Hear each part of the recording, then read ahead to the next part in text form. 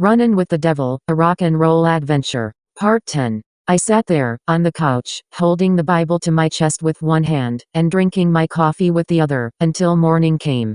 That's when my parents stumbled out of their bedroom, on their way to the kitchen, for their morning cup of sunshine, as my mom puts it. My mom gasped, stopped in her tracks, and shook a little. My father nearly ran into the back of her. "Oh my God, Michael. You scared the bejesus out of me," she said startled. "What are you doing on the couch, and why do you have the Bible?" My father mumbled something incoherent, then yawned. He is definitely not a morning person. Anyway, I stood up, placing the Bible on the coffee table, as well as my coffee cup. I put a coaster underneath it first, so it wouldn't mess up the table. "I'm sorry for scaring you, Mom," I said. "But, Mom, Dad, we need to talk."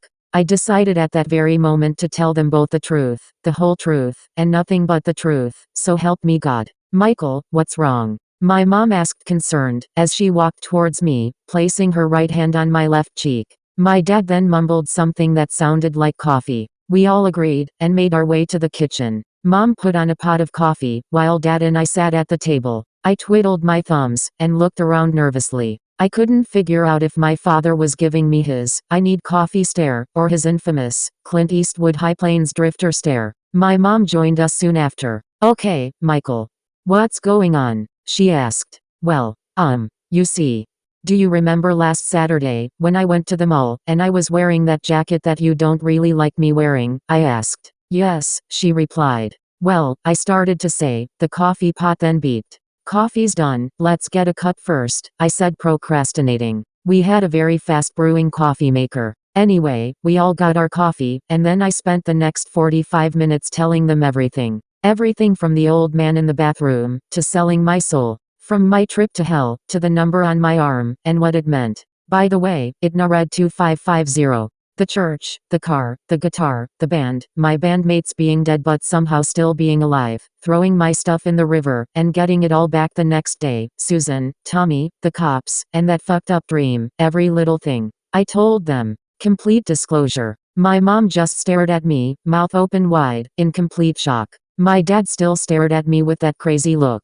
After a few seconds my mom said, "Are you on drugs, Michael?" "No, you're not on drugs, you're possessed. I'm calling Father Thomas. Yes, he'll know what to do." She got up quickly from the table and ran to the phone. "Mom, I'm not on drugs, and I'm not possessed, I'm just," I began to say. "But you can get anything you want just by asking for it, right son?" My father interrupted, finally speaking coherently. "Yes, Dad," I answered. "Mary, put down the phone," he said. "But Gerald," my mom replied. "Mary, put down the phone," my father said more sternly. My mother slowly put down the phone, and came back to the table. "Okay son, I'll believe you, if you can do what you say you can do." "Prove it," he demanded. I was feeling kind of hungry, so I said, "Okay Dad. I want pancakes, eggs and sausage, with toast and orange juice." Almost immediately, a plate full of those items and a small glass of orange juice appeared on the table in front of me. My parents just stared at each other. "No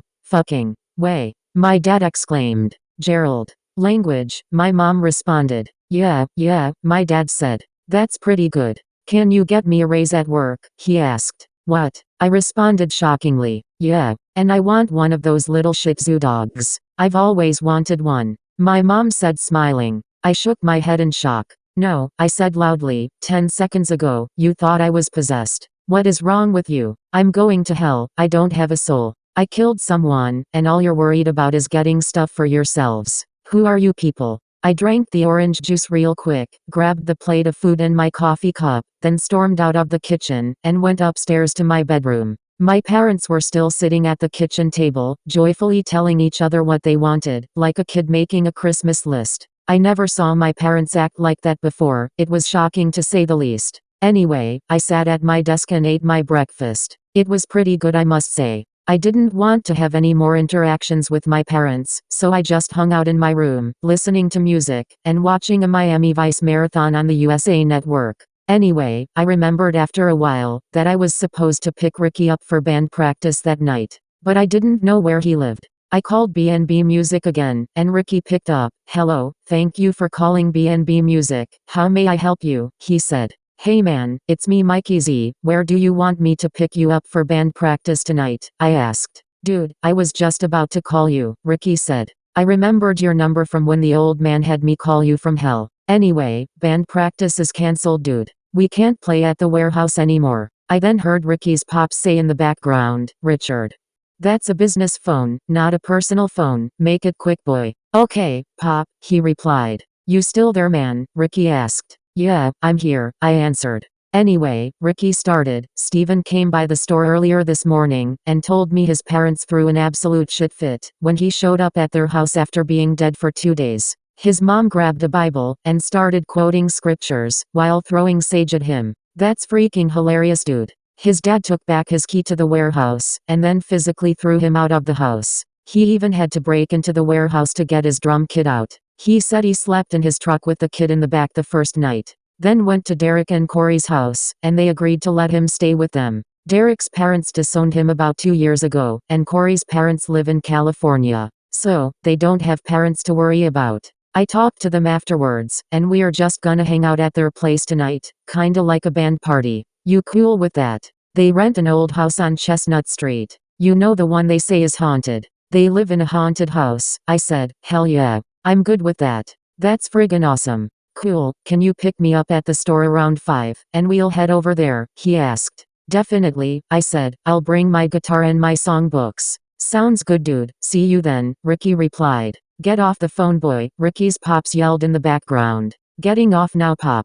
I gotta go man. Later dude, he said. Later, I replied. We hung up the phones. It was about 130 at that point. No, I've never been one for clutter or mess. I never leave dirty dishes, cups, silverware, empty soda bottles, fast food containers, things like that, just laying around, and I still don't for that matter. Anyway, I decided to take my plate, my fork, and my coffee cup, down to the kitchen. I hoped that my parents were done acting like greedy little children, and I could get in the kitchen, put my stuff in the sink, and get back up to my room rather quickly. It did not work out that way. Now, before I tell you what happened, let me explain the layout of their house a little bit. When you left my bedroom was the room straight ahead. At the very end of the hallway upstairs, there was bedroom on the left, which my mom used as a storage room, for all her craft making stuff. She had a pretty neat setup in there. Anyway, further down the hall there's a bathroom on the right, with a small stand sitting outside of it, where the phone sits.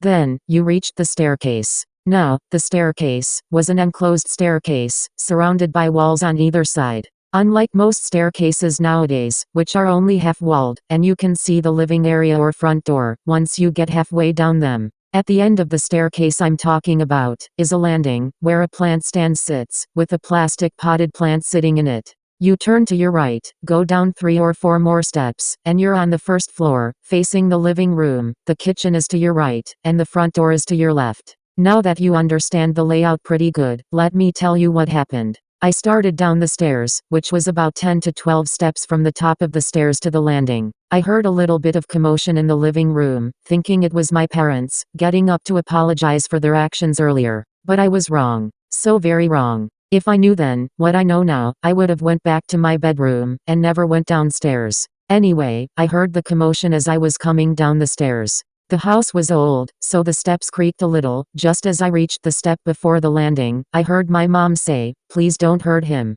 My reaction time was not fast enough. Just as I heard my mom say that, I knew something wasn't right, and turned around quickly to go back up the stairs. With my back to the landing, I felt this guy, about the size of a Mack truck, grab me in a bear hug. This monster of a man, then picked me up, and slammed me into the wall. I closed my eyes, and screamed out in pain, as my left shoulder, and the side of my head, slammed hard against the wall, causing me to drop my plate, the fork, and my favorite coffee mug. A Kiss coffee mug, with pictures of all 4 original members, in makeup, surrounding it. I still haven't forgave my parents for that one. I heard the plate and the cup break as they hit the landing's floor. Anyway, I began kicking and swinging my arms, in a feeble attempt to break loose from that gorilla's grasp. He then threw me over his shoulder, and carried me down the last few steps, stepping on the broken pieces. I opened my eyes, just in time, to see another large behemoth of a man, putting a black cloth bag over my head. "Stop," I screamed. "Mom, Dad, help." I heard my mother crying, as she said, "I'm sorry Michael," over and over again. My father simply said, "It's for your own good, son." I guess they stopped acting like children. I then felt a sharp stabbing on the right side of my neck. It felt like a needle penetrating my skin. I felt a warm sensation in that area soon after, and right before I lost consciousness, I felt what I can only assume was water being sprinkled on my arms, and most likely the rest of my body. I also heard an old man's voice, speaking Latin.